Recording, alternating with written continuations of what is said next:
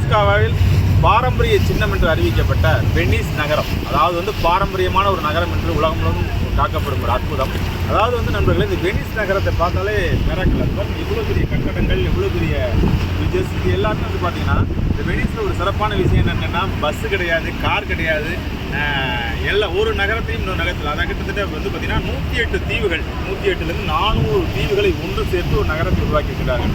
ஆரம்ப காலத்தில் பார்த்தீர்கள் இந்த வெனிசியர்கள் வாழ்ந்த காலத்தில் பக்கத்துலேருந்து நிறைய படையெடுப்புகள் எக்கச்சக்கமாக வந்ததுனால வெனிசியர்களால் வாழ முடியாத ஒரு சூழ்நிலை கடுமையான உழைப்பில் என்ன பண்ணிட்டாங்க, பக்கத்தில் அக்கம் பக்கத்தில் இருக்கிற கிட்டத்தட்ட கோடிக்கணக்கான மரங்களை கொண்டாந்து பேஸ்மட்டம், இந்த கட்டடங்கள் நிறைய கட்டடங்கள் தெரியுது பார்த்தீங்கன்னா, அதுக்கெல்லாம் கீழே என்ன இருக்குது, பேஸ்மட்டம்னா மரங்கள், கிட்டத்தட்ட கோடிக்கணக்கான மரங்களை பேஸ்மட்டம் அமைச்சு அதை மேலே கட்டடங்கள் கட்டி. ஏன்னா ஒரு 4 அடி 2 அடி கீழே போட்டிங்கன்னா எல்லாமே உங்களுக்கு கடலில் தெரியும், உள்ள போயிடும். அப்படி இருக்கும்போது ஒவ்வொரு இடத்துக்கும் பாலத்தை அமைப்பது பார்த்தீங்கன்னா ஒரு மரங்களாலே ஆன பாலங்கள் அமைக்கிறாங்க. ஆனால் இந்த வெனிஸ் நகரம் முழுவதும் கிட்டத்தட்ட ஒரு கடல், ஒரு தீவு, இதில் இப்போ அக்கம் பக்கத்தில் இருக்க எல்லா தீவுகளையும் பார்த்தீங்கன்னா ஒவ்வொரு பாலத்தை இது பண்ணியிருக்காங்க. இதில் மெயின் போக்குவரத்து பார்த்தீங்கன்னா போட் போக்குவரத்து.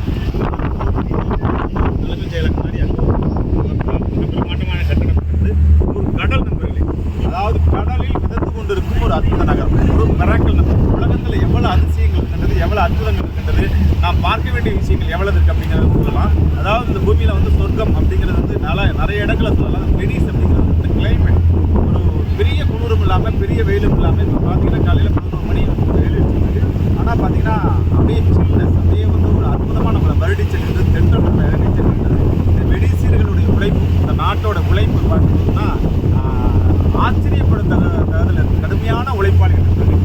கடலில் ஒரு மிதக்கும் நகரத்தை உருவாக்கி இருக்கிறார் என்றால் அவர் எவ்வளோ பெரிய ஒரு அற்புதமான விஷயமா இருக்கட்டும், எவ்வளோ பெரிய பிரம்மாண்டமான விஷயமா இருக்கட்டும். இன்றைக்கு முழுவதும் வெனிஸில் தான் இருக்க போகிறோம். வெனிஸில் நம்மளுடைய அற்புதமான ஒரு கிளாஸ் போட்டில் போயிட்டு இருக்கு நண்பர்களே.